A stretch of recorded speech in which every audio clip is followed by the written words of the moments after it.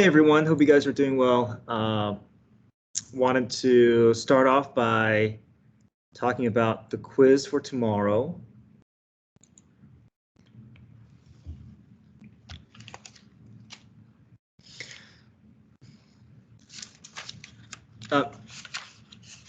So yesterday I went through, morning review, I did the Asynchronous Wednesday review worksheet. And through that, it's also recorded. So if you haven't had a chance to, you can always go back and rewatch that under the calculus review sessions Teams page. So quiz topics that we went over yesterday, as well as what you'll be expecting tomorrow, is power rule, product rule, quotient rule, being able to write an equation of a tangent line, given the function and x value, particle motion problem. So this is going to be an extended problem with multiple parts to it. I will have morning review tomorrow, 7:15, and that will be recorded as well. I'm currently potentially maybe updating the morning review worksheet. So there's a review worksheet there. If there's an updated one, I'll go ahead and I'll include that as well later today. There's no 2.1 on the quiz, so no limit definition of derivative. Okay. So just 2.2 and 2.3. So quiz procedures for tomorrow. This is going to be a summative grade. We have 8 summative grades this semester. The first one was limits. This quiz 2.2, 2.3 is the second of the 8. Okay. You can use notes tomorrow, so you can have 1 page of notes. You can put formulas, you can put power rule, quotient rule, product rule, equation of tangent line. You can put examples on there. You can put steps for the procedures we've been working through. So you get to have that, create that, and you can get to use it on your quiz. Calculators are allowed. During the last test, I asked you to put everything in the Word document in case I wanted to go and actually write everything in, or I wanted to grade through using my Surface. But I think I realized that it's more efficient if I just wrote to the side in terms of noting questions that I took points off for, and to just indicate that on the side instead of writing on a document. So so for tomorrow, if you getting your work into a Word document was a hassle, then you don't have to do that anymore. You can just put into PDF file, you can put a JPEG. So whatever form you're able to submit through Teams, that I think will be sufficient. Okay. Is it still easiest for you on Word document? Not necessarily, no. Not necessarily. Hold on, give me a second, guys. Let me. Yeah, I can hold on. I can pause for a moment.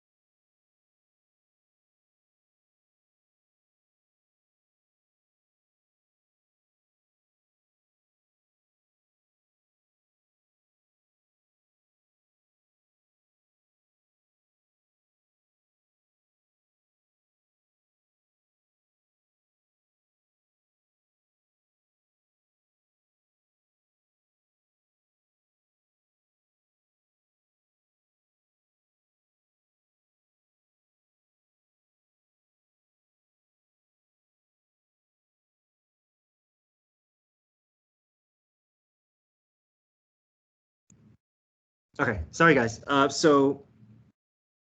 Um,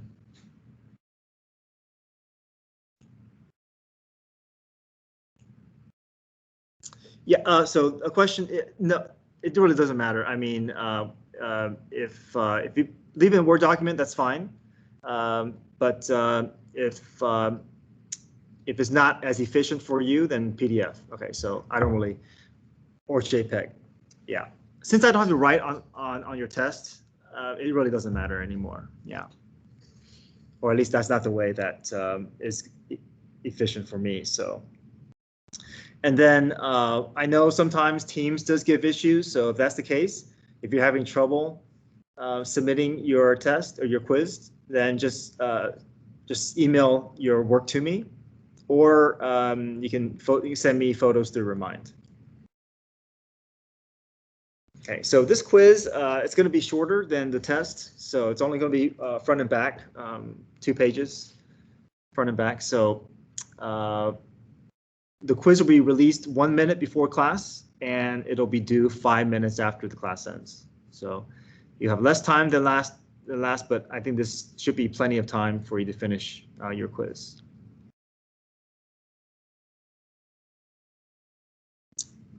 All right, any questions about the quiz for tomorrow? Is today just a review day? Yes, today's the review day. We've covered everything. We just have to, I just want to kind of go through each of the items. Okay. Okay. So I do want to point this out first, though, that I think it's really good for you to work through the Asynchronous Wednesday worksheet. If you haven't, I think it's really helpful. So the worksheet today is not this one, but yeah. So this is kind of like what you may be seeing on the quiz tomorrow. I created this Tuesday, but Power Rule, right, where you expand everything out as much as you can, and then you go through Power Rule. A question where you're going to find the derivative using Quotient Rule if there's a numerator and denominator. And from there, you can plug in the x value to find your ordered pair and your slope. And once you have your ordered pair and your slope, you put in the point slope form.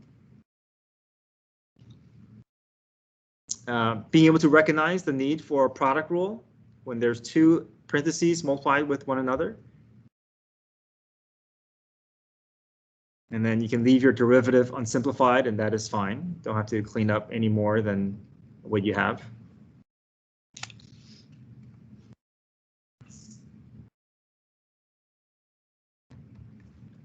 And then there's also an extended particle motion problem where you're given position, and then you're asked to find the velocity and acceleration, which is the derivative and the second derivative.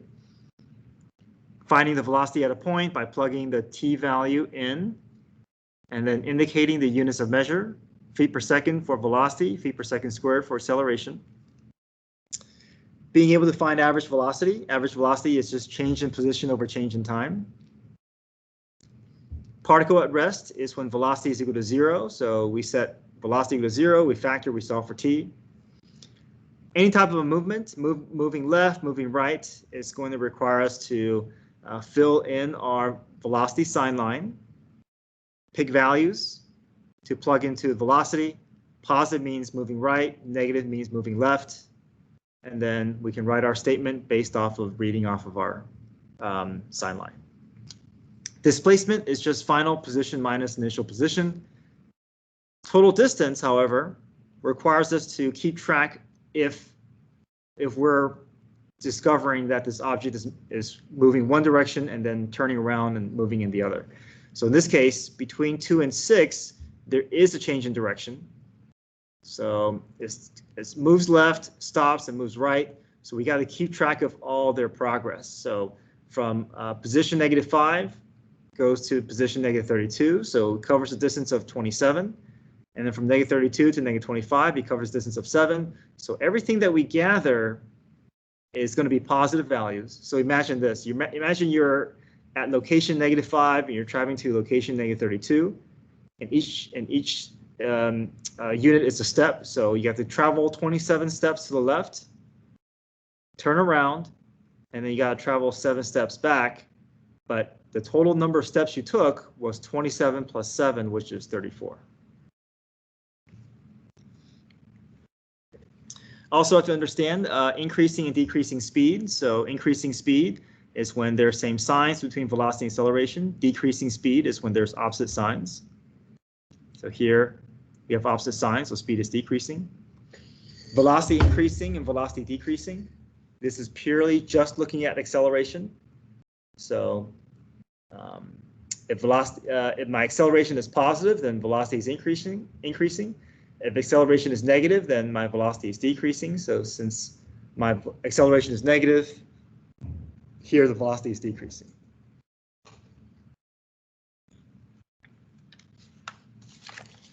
Okay, so I encourage you guys to work through this. And it's also recorded on the help sessions team page. I have a question for 2F. Yeah. So I'm just like looking through it right now. Why is there a 3 in front of the t minus 1, like in the formula? Oh, that 3 was, I factored a 3 out. Okay. But we don't need it to determine the signs, because that 3 is, yeah, okay, yeah. I was wondering. Good. Let's look at the quiz review that you guys printed out.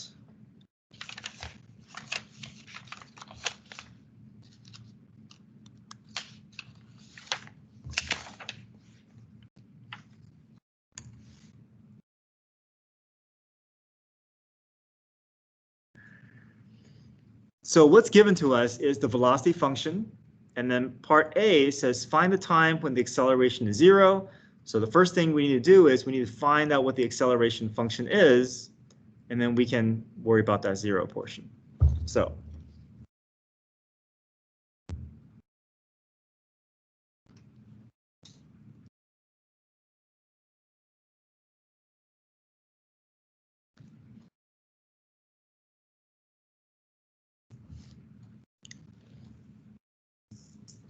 next step, to find the acceleration, we know it's going to be derivative of velocity. Step through power rule, bring down the 3.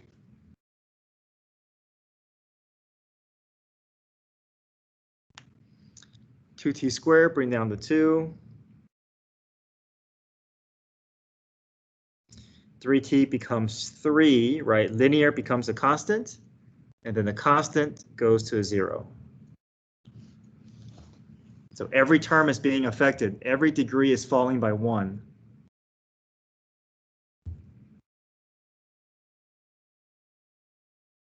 Okay, clean this up. 3 times 1/3 is going to be just 1.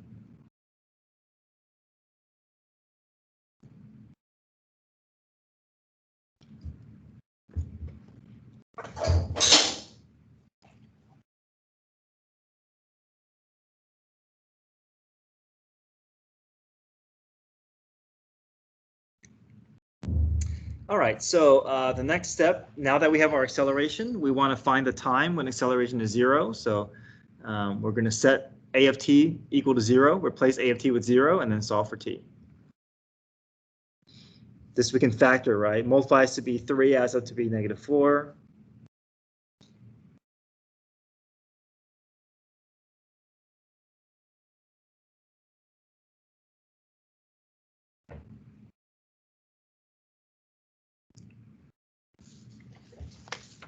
Okay, so we get t equals 1 in 3 seconds.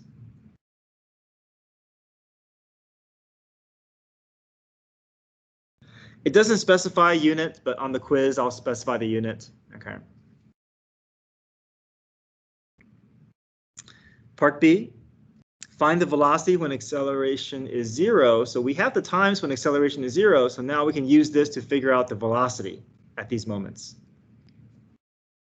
So we'll take 1 and 3 and put it into the velocity function.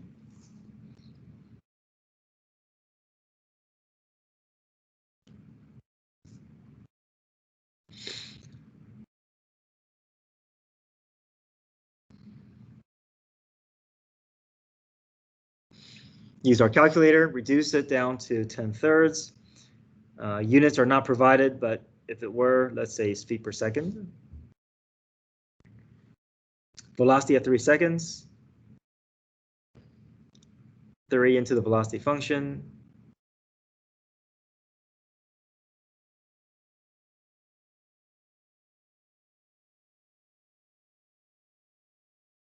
Into the calculator this goes, and we have 2 feet per second.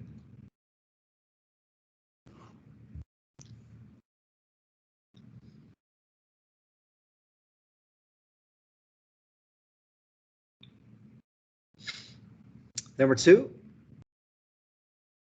Now this is more straightforward because we're given the position function, and we're going to do a particle motion problem from here. So it says part A, when is a particle at rest?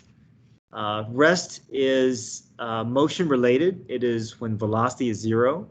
So 2 things we need to do. We need to first find the velocity function, and then we need to set equal to 0 and then solve for t.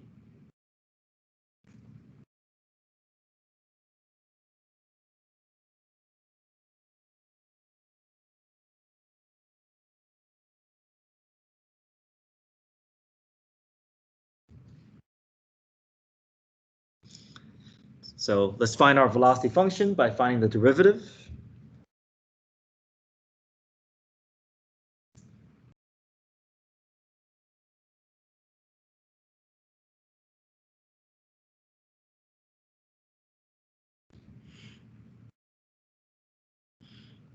Set velocity equal to 0.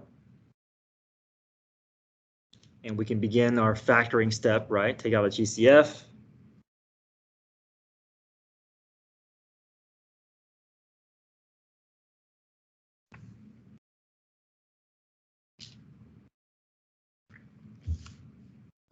Multiplies to be 8, adds up to be -6, -4, -2.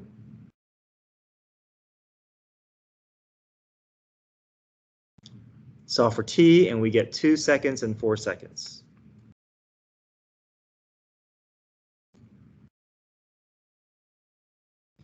And the reasoning is because velocity is equal to 0.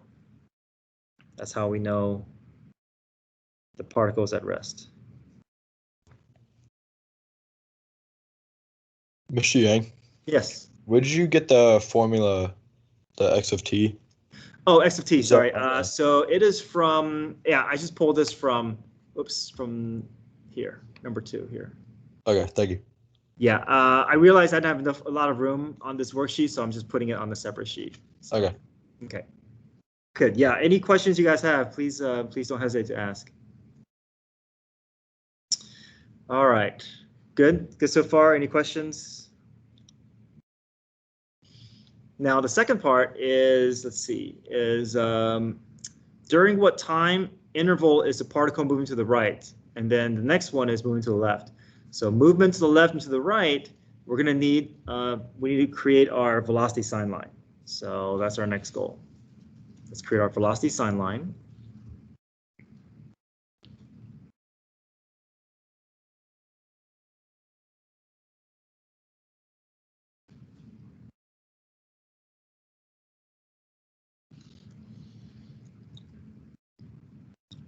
Okay, now if you look at the problem here, let's look at the information about the domain. They tell us that t is greater than 0, so that means there's no negative values, which means that we do want to include 0 as a starting point for our velocity sign line.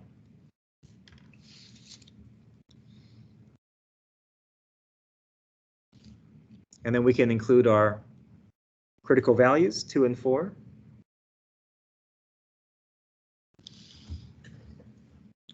So imagine this is going on just by looking at the sign line here. We know that in this time interval from 0 to 2 seconds, this object is going to be moving in the same direction. It's either moving left or moving right.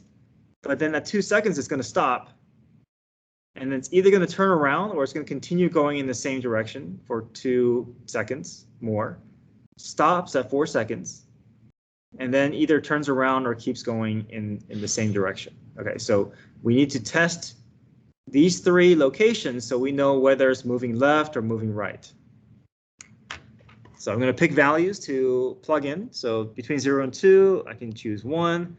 Between 2 and 4, I'll choose 3. To the right of 4, I'll choose 5.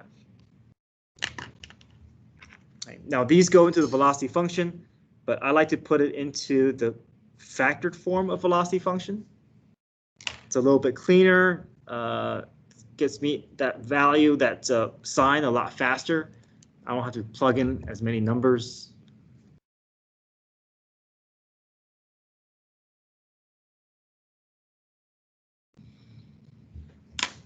Okay, so let's go through our checks here. Let's plug 1 in for t. So 1 minus 2, that's negative. 1 minus 4 is also negative. Negative times negative is positive. So I know that in this time interval, my object is moving to the right. Plug 3 in for t. 3 minus 2, that's positive. 3 minus 4, that's negative. Positive times negative is negative. So I know that in this time interval, my object is moving left. Plug 5 in. 5 minus 2, that's positive. 5 minus 4 is positive. 2 positives there.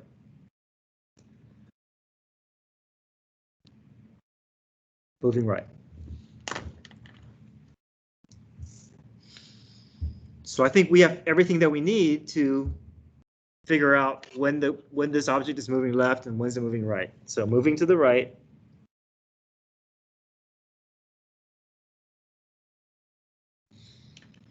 We can say from 0 to 2 and then from 4 to infinity.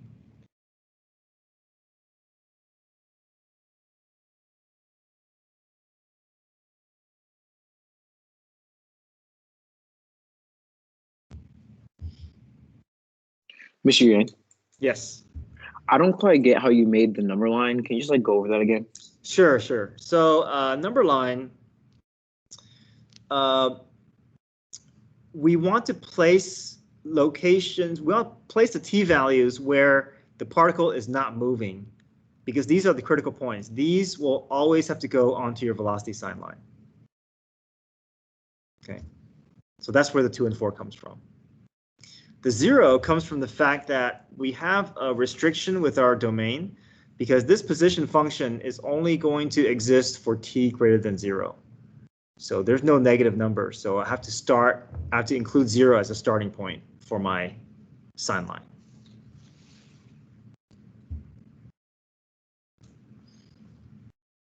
Did that answer your question? Yeah.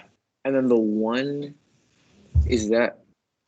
Oh, right. So so 0 to 2 and 2 to 4, we know that there is something happening here, and we can test any number between 0 and 2.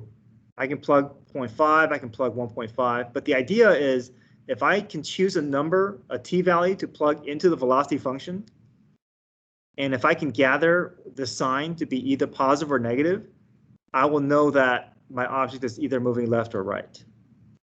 And if I plug 1 in, 1 minus 2 is negative, 1 minus 4 is negative, so 2 negatives gives me a positive. I know that my object is moving to the right in this time interval. Okay, now I get it. Thanks. Okay.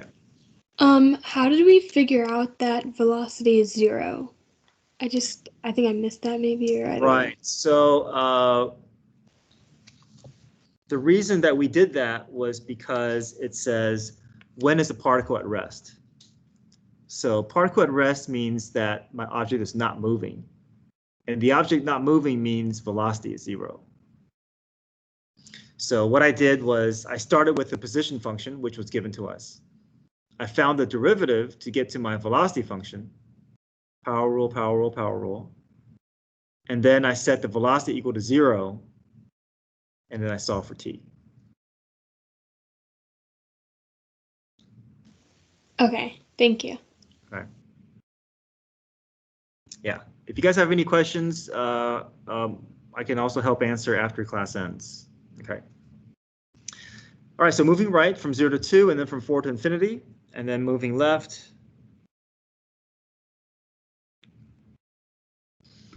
It's in this time interval from 2 to 4.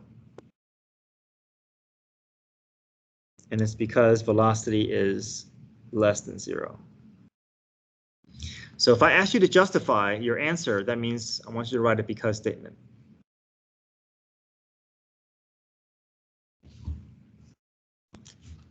that's all we need to do for the statement. That's right.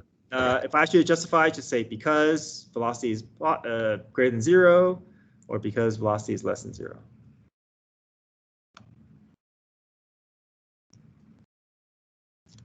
Wait, but then if it's equal to 0? If it's equal to 0, then that means when the particle is at rest.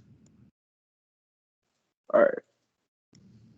But if it's greater than 0, that means it's moving right. If it's less than 0, it's going to be moving left. Okay. All right, number 3. We have a function x over x minus 3. Find the equation of the tangent line. So we need to find the derivative so that we can create our tangent line equation.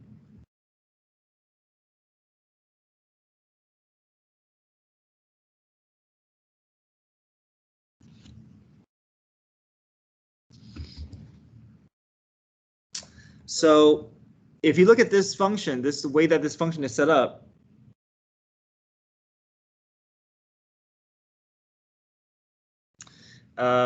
What method do we have to use to find the derivative?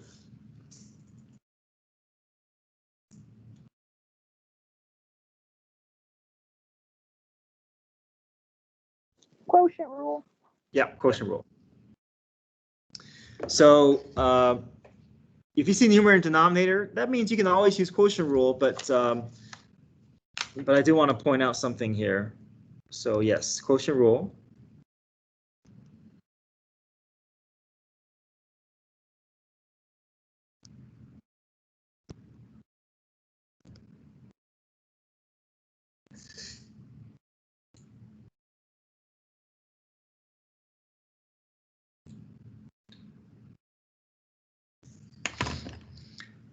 But the time when you definitely have to use quotient rule is this situation where if there's more than one term in the denominator.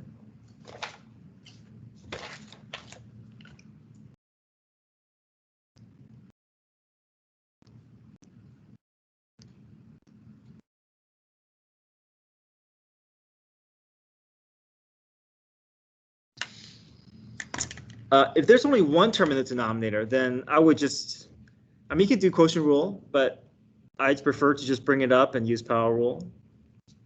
So if I see x minus 3 over x, I like to bring it up and just multiply everything by x to the negative 1, distribute that through, and just rely on power rule. But if you're looking at more than one term in the denominator separated by either plus or minus, you're forced to have to go through quotient rule. There's no way around it. Because if we bring it up, we can't distribute. Order of operations will prevent us from being able to go much further than that. So quotient rule, I'm going to label my parts here. Top is the F, bottom is the G.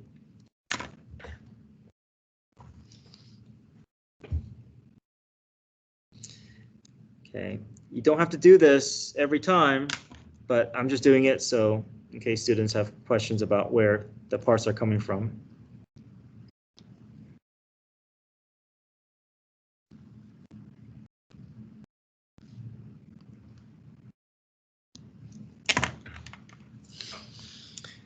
Okay, so I've labeled everything and we just have to fill these parts in to get our derivative. So what's f prime going to be if we're looking at x?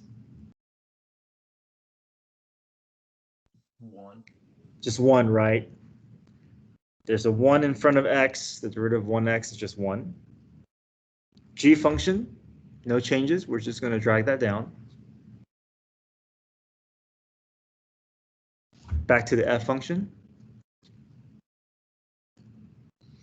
And what's g prime going to be? What's the derivative of x minus 3?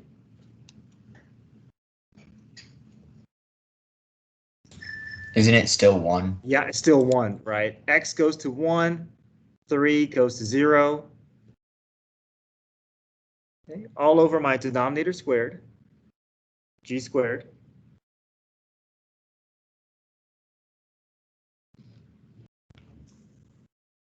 It looks messier than product rule because we got to deal with that denominator portion as part of our rule. Couple of mistakes that I see students make is when they do the quotient rule, sometimes they would just do the numerator and they would forget about the denominator. So I've seen that in the past. And the second thing is after they find the derivative, some students would cancel out where they can't. So in this case, I know it's tempting to look at those x minus 3s and just take one of them out, but that minus is preventing us from doing it. Okay, we can't cancel out across addition or subtraction, so we can't take out one of the x minus 3s. So we'll leave this alone, but I'm going to clean up the numerator a bit. Just makes things easier when I want to plug things in. So my numerator ends up being just x minus 3 minus x. And that allows me to get the x's to 0 out, and I'm left with just -3 up top. So here's my updated f prime. This is my slope formula for my original graph.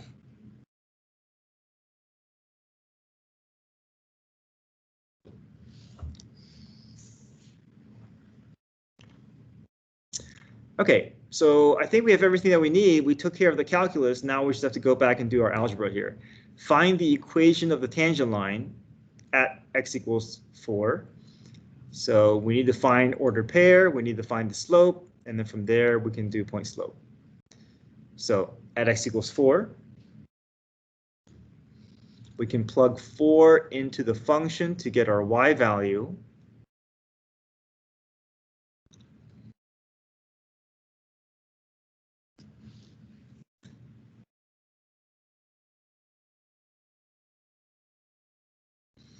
So we get 4 over 1, which is 4. So there's my y value. There's my ordered pair, 4, 4. Now I can take 4, put it into the derivative, and that will tell me the steepness of the point on the graph.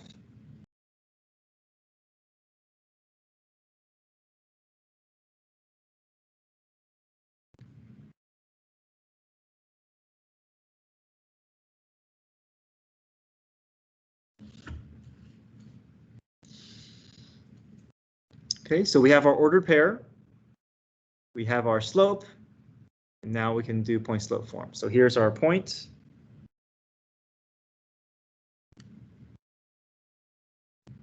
Here's the slope.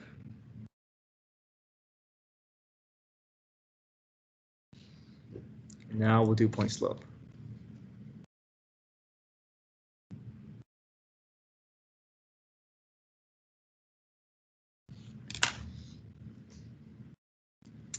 There's the slope. I'm going to replace it that with -3. There's my ordered pair. I'll replace that with 4, 4.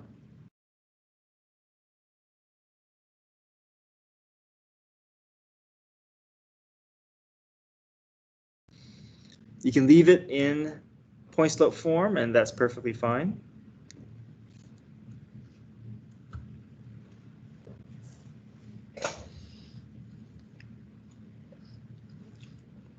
Right. Any questions with number 3?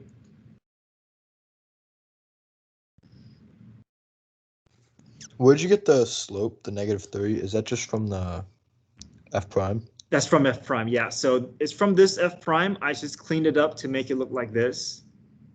And I just plug the 4 into the derivative. So this is my step there. Yeah. Okay. Yeah. Good. Any other questions?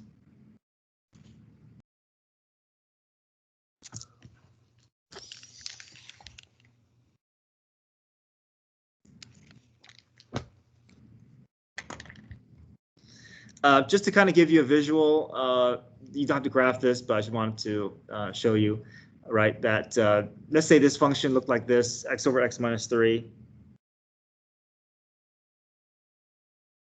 And there's a branch that may look something like this. So what we've gathered, this is the tangent line that goes through the ordered pair of 4, 4. And this graph happens to have a steepness of -3.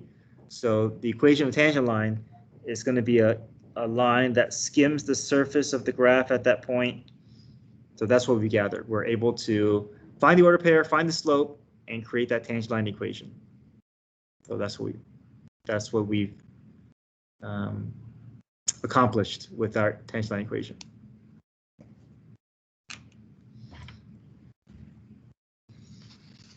Let's look at number 4. Given f of x, find f prime. Now we could distribute this through and rely on power rule, but just for practice purposes, let's go through a product rule instead. So product rule is where I have two expressions and I think of it as a term times another term, and I want to find the derivative. So I'm going to treat this like my first term and my 1 minus x cubed as my second term. And then the cube root of x, I'm going to rewrite it as x to the 1/3. 1 minus x cubed. So we see the need for product rule here, right? F and g, they're being multiplied together. So product rule.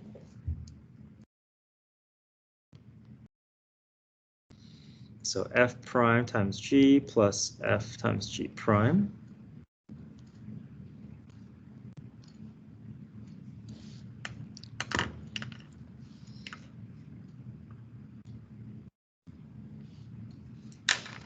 Let me label the parts here.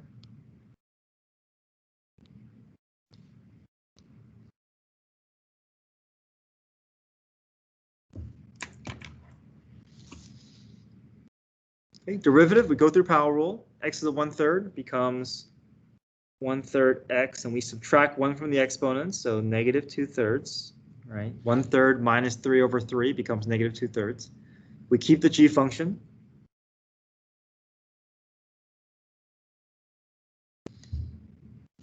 Back to the f.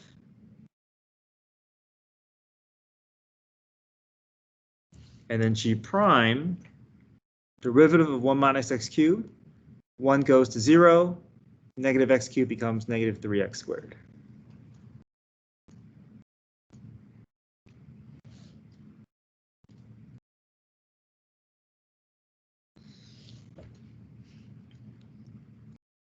Okay, you can leave it in this form. I think the only thing I want you to clean up is the negative exponent. So we just bring that down and leave everything the way it is, and that's fine.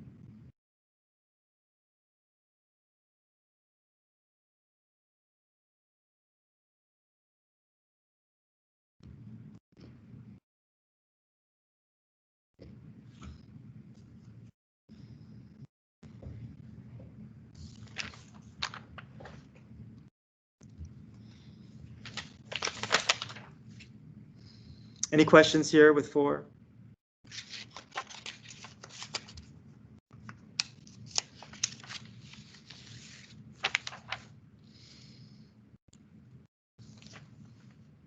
Okay, number 5. Find the derivative of this function here. Now look at how all these are organized here. There's no, it's not multiple terms divided by multiple terms.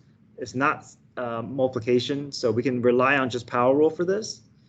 But if we want to do power rule, we got to make sure that our conditions pass, right? So variable in the numerator, radicals need to be converted to rational exponents, and then expand all parentheses. Wait, Mr. Yang, can you go back to your work for 4 just real quick? I didn't get something Sure. down.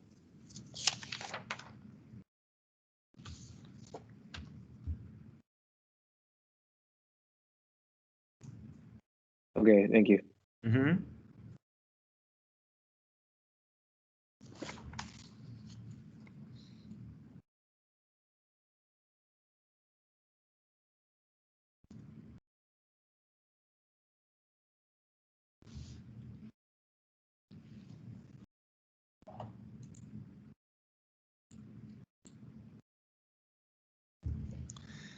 All right, so we have a couple of things out of place, right? Looks like my last 3 terms are good to go, but the first 2 terms are not quite ready for power rule. So what do you guys see? What can we do to make the first term ready for power rule?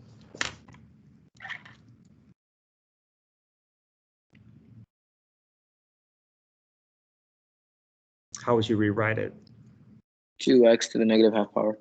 Good. So initially it's 2 over x to the 1/2, right? Because that square root of x needs to be rewritten. And then, but that x is still out of place. So, right, so we got to bring that x up to the top. By doing that, we change the sign of the exponent.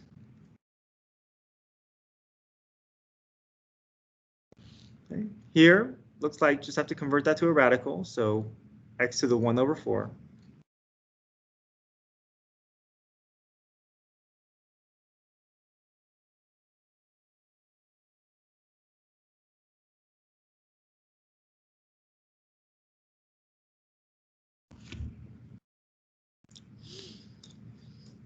So now if we look, it looks like every term is set up and ready for power rule. There's no nothing that stands in the way of being able to apply the rule like we're supposed to. So here's f prime.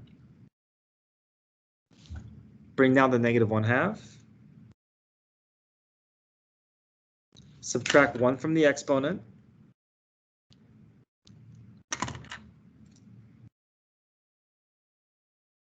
Bring down the 1/4. Subtract 1 from the exponent.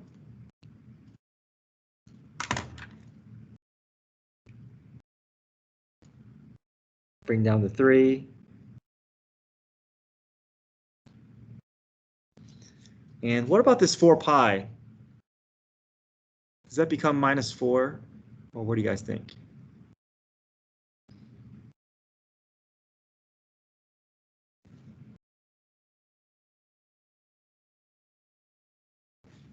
Or what's pi? Is pi a variable? Does it become a constant? Okay, so what do you think? 4 pi turns into what? 0. Good, it's a 0, right? 4 is a number, pi is a number.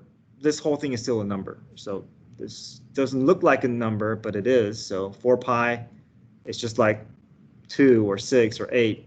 It'll just go to 0. And then 6.5x is linear, so 6.5.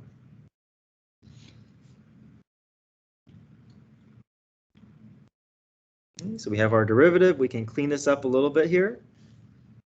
Negative 2 and 1/2. And then the only thing I'm asking for you to simplify is, or to clean up, are the negative exponents. So at the very end, after you find your answer, if there's any negative exponents sticking out, just go ahead and move those to the denominator.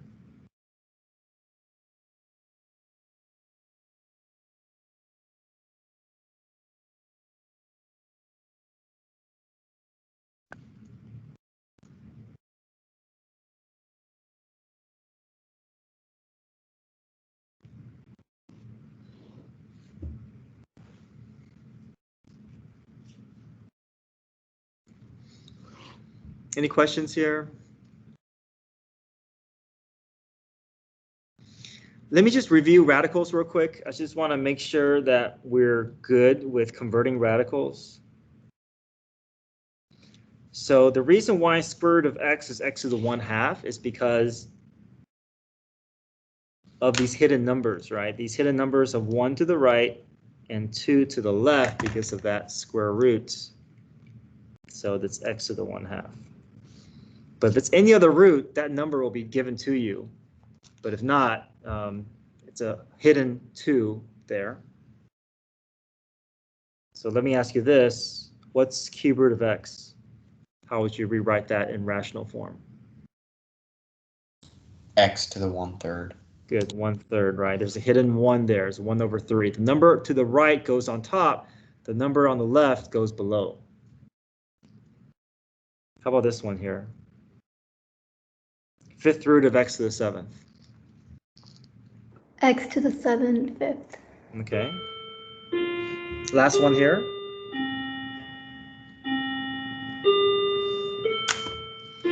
All right, this one gives students issues.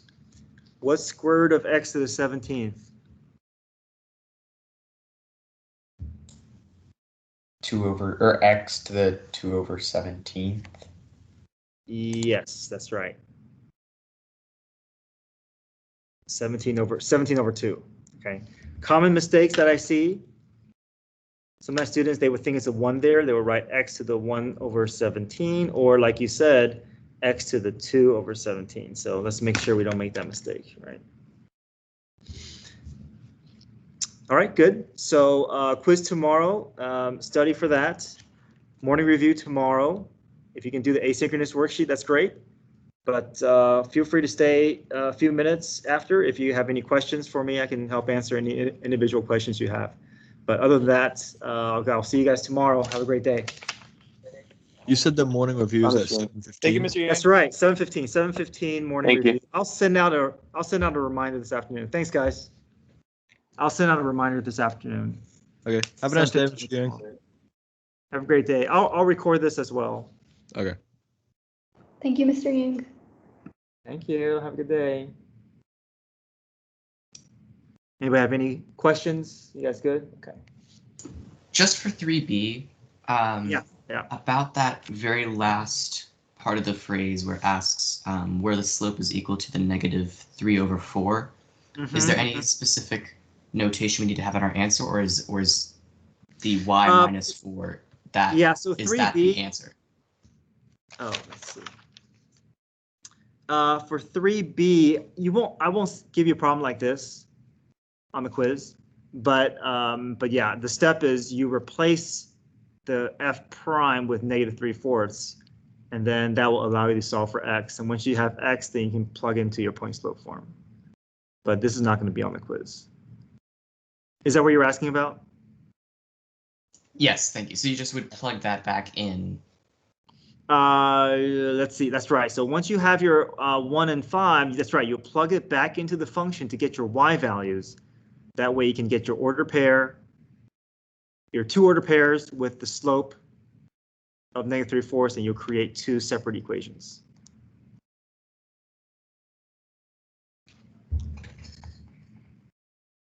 So then the slope is provided to you. That's don't right. have to- Slope is provided for you. It's kind of working backwards, right? Usually they give you the point and they ask you for the slope. Here they're asking for a slope, and you have to figure out the locations where those slopes occur. So that's why the -3/4 is going to go on the f prime side of things instead of replacing the x. Okay. Okay, thank you so much. All right, see you, Sam. Have a good day.